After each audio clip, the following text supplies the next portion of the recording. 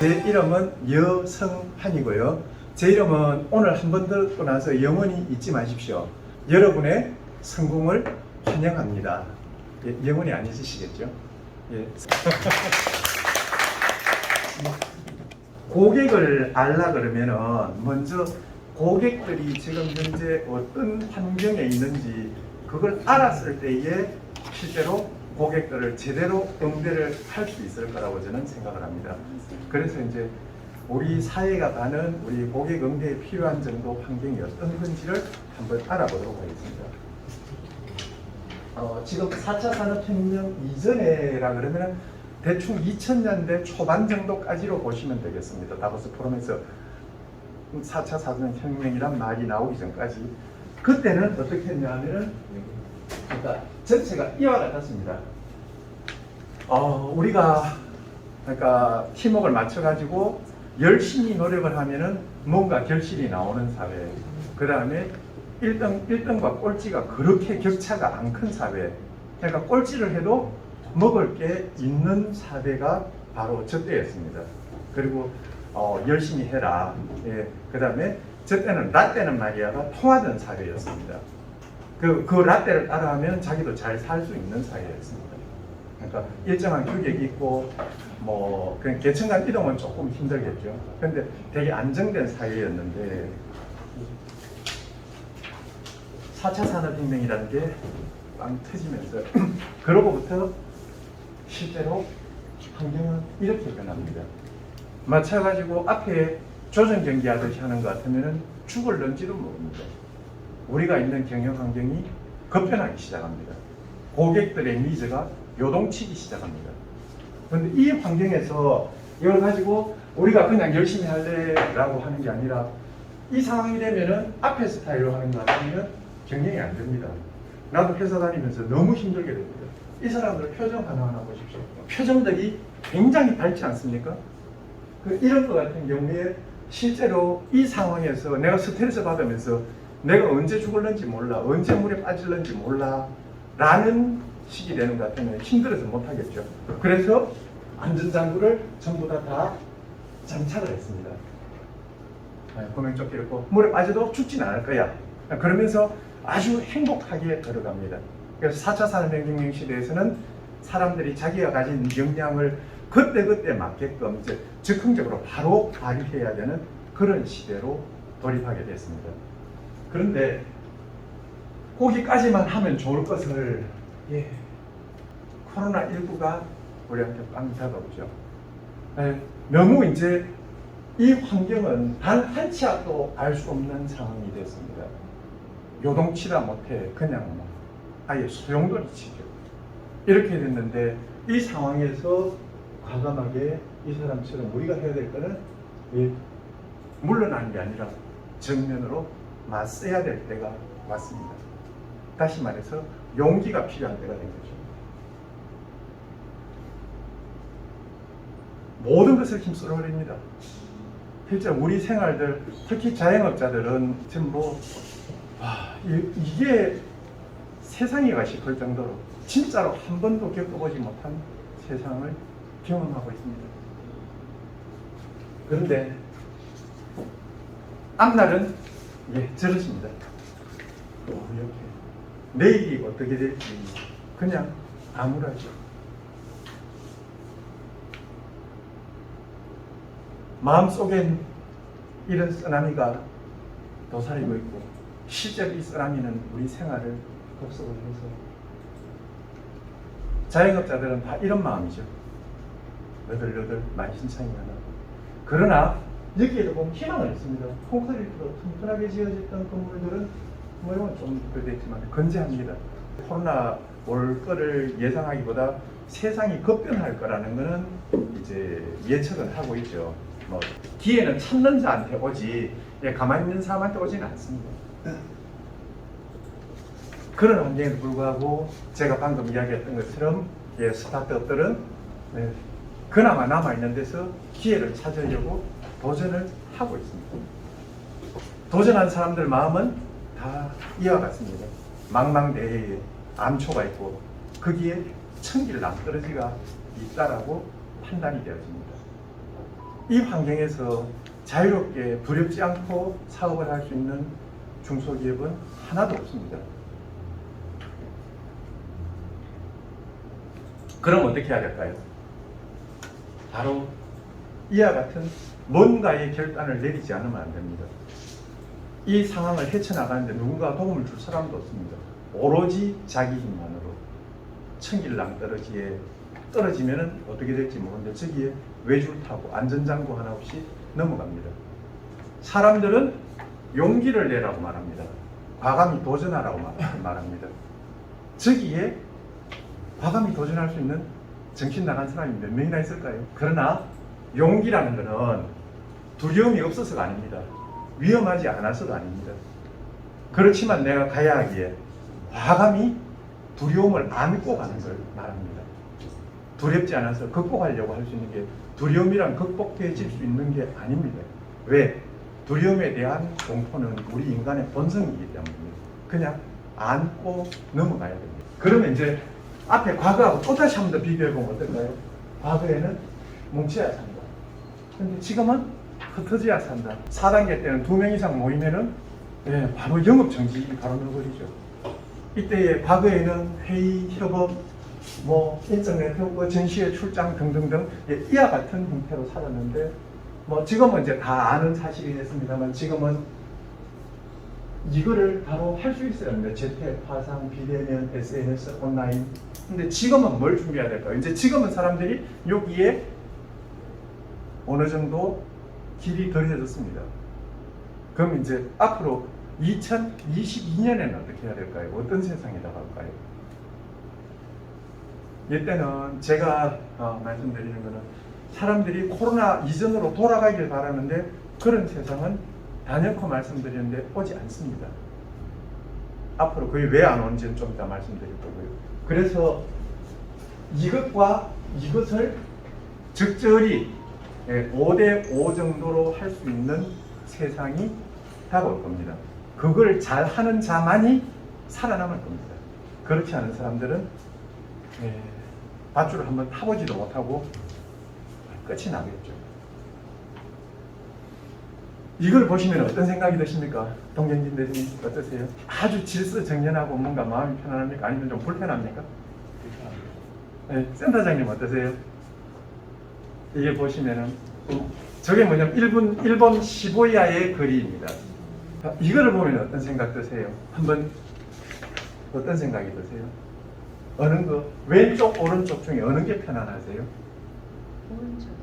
오른쪽이 편안합니까? 어느 쪽이 편안하세요? 선택은 그냥 본인의 자유입니다. 어떤 기준이 없습니다. 근데 센터장님은 어느 쪽이 좋습니까?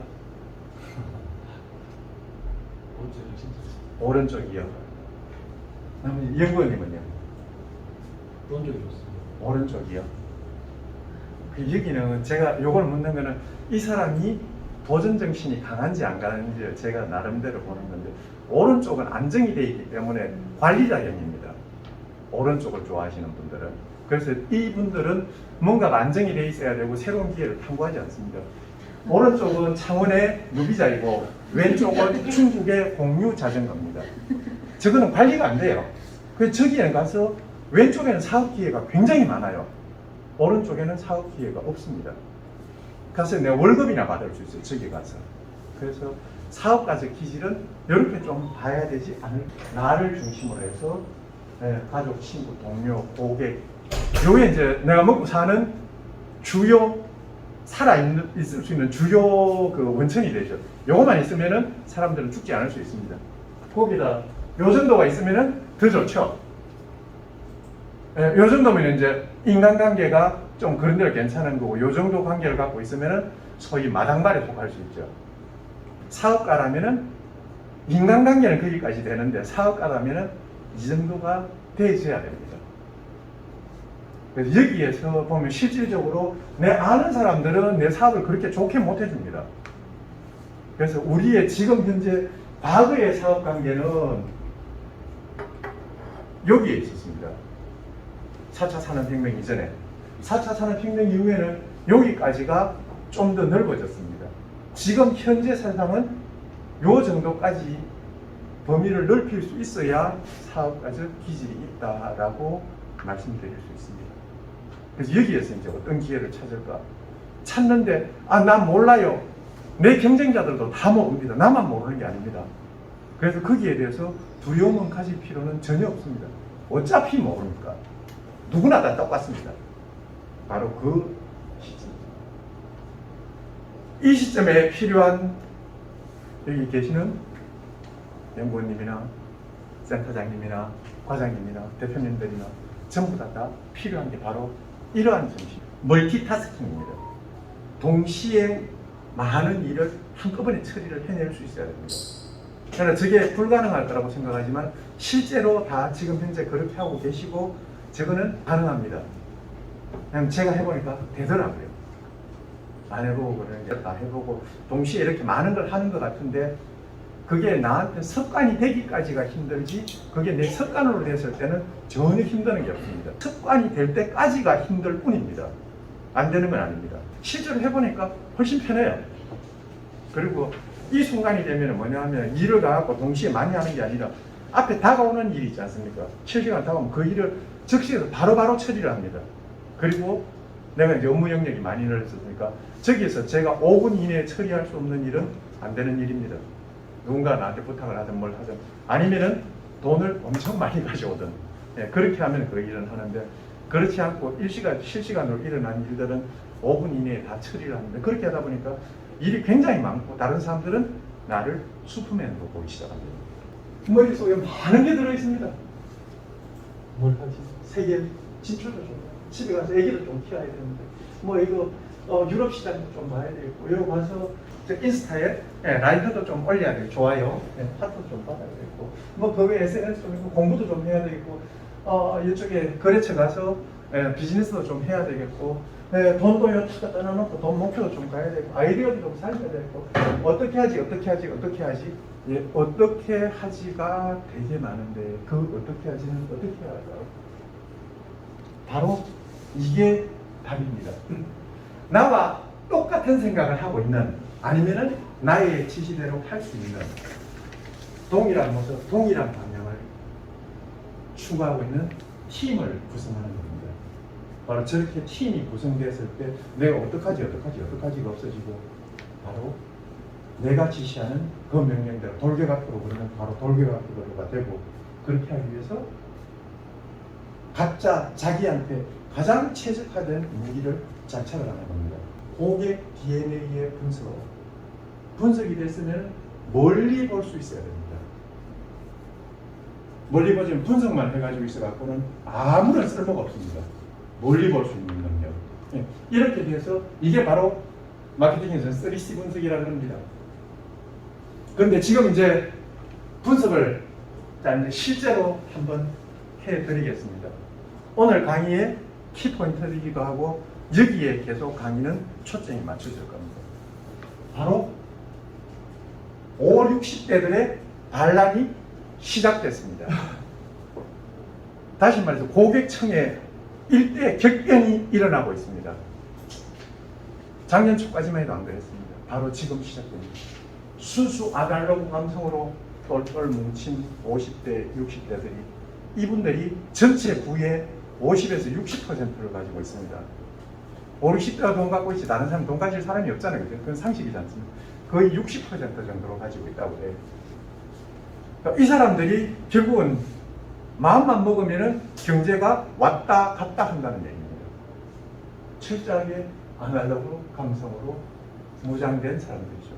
뭐 좀 세련된 것 같더라도 옷을 세련되게 입었을 뿐이지 어차피 피트니스 이렇게 해가지고 사는 사람들, 오라벨을 원하는 사람들, 그 외에 자기만의 개성을 나타내는 사람들, 아티스트들, 그 외에 예술가들, 전문 직업인들, 패셔니스트들, 이제 그 크리에이터들이죠. 이제 그 책을 전문으로 방송을 하는 분들, 이런 그 이제 작가들, 그 외에 농사 지으시는 분들, 이런 사람들이 바로 컴퓨터 앞으로 다가오기 시작했습니다. 컴퓨터 앞으로 다가와서 핸드폰과 연결하기 시작했습니다. 저는 제가 세상에 나오면은 사무실에 들어가면은 컴퓨터가 세상과 저를 연결시켜주는 터미널이 되고요. 밖에 나오면은 바로 이 스마트폰이 저와 세상을 연결시켜주는 터미널입니다. 그런데 그전에는 5, 60대들이 주로 뭐 했냐면 몇 대요? 그러니까 주로 전화를 해결하려고 그러고 좀 더 잘 나가는 사람은 카톡 정도로 쓰고. 그러나 이제 지금은 이분들이 하는 게 실제로 인터넷에 들어가서 쇼핑을 하기 시작했습니다. 뭐 멀리 볼 것도 없고 제가 제 아내를 보니까 그전에는 인터넷 그런 거 자기가 안 해도 살 수 있으니까 필요하면은 여보 물 사러 마트에 갑시다. 지금은 안 그래요. 그 정수기 이거 놔놓고 나가 필터가 좀 안 좋다고 그러니까 정수기는 버려버리고 물을 이제 조금씩 사다 먹는데 지금은 어떻게 하냐면은 그냥 옆대여도 아닙니다. 앞에 딱 스마트폰으로 띠띠띠 하면 무료 배송 이렇게 해가지고 다음날 아침 되면 쿠팡 새벽 배송 탁 해갖고 있습니다. 그렇게 편한데 남편한테 마트 가자 운전해달라고 소리 할 필요가 없잖아요. 이미 이게 얼마나 편한지를 사람들이 알기 시작했습니다. 실제로 혹시 영상통화 자주 하세요? 잘 안 하죠. 그럼 뭐 그렇게 효용 가치가 없어서 그렇죠, 그죠? 그런데 영상통화라는 게 젊은 사람도 잘 아는 이 영상통화를 본격적으로 사업을 성공시킨 세대가 어느 세대인지 아세요? 할머니, 할아버지들입니다. 첫 번째 할머니, 두 번째 할아버지. 이 사람들이 스마트폰을 세상에 그러니까 그 동영상 통화 혹은 그 스마트폰 동영상 그 촬영 이런 것들을 사업을 성공시킨 주역들인데 뭐냐면 그 사람들이 아닌데 손자 봐야 되잖아요. 하삐 할아버지 그거 보고 해가지고 제가 거짓말도 잘해요 할아버지라 그랬다 그래. 애들이 나는 할아버지 먼저 하는 거 못 봤는데 얘는 천재났다면서 할머니라고 먼저 했다라고 온 동네방네 다니면서 아무리 돌려봐도 아닌데 그런 거짓말을 하기 시작하면서 이분들이 바로 이걸 했는데 되게 어려운데 그거 어떻게 했을까? 손자 보고 싶어요. 필요가 있는 겁니다. 그래서 동영상 통화가 나오고 설마를 제가 입증을 해드리는 겁니다. 지금 이제 5, 60대가 물 사러 그 계단 사가지고 계단 안 다녀도 되고 이렇게 쉬우니까 물 사는데 뭐 어신들 못 사겠어요? 생선인들 못 사고 초밥 못 사겠어요? 다 살 수 있습니다. 이 사람들은 중요한 게 돈이 있습니다. 작년까지는 어떻게 했는지 아세요? 며느라 너 이거 필요한데 뭐 좀 사줄래? 아버지 시어머니가 자꾸 그러니까 잔소리가 생각 어머니 아버지 이거 배우세요 등등 이러니까 시어머니 시아버지들이 그것도 이제는 자기네들이 직접 하는 겁니다. 그러다 보니까 온라인 시장의 그 고객 니즈 자체가 지금 완전히 판이하게 바뀌고 있습니다.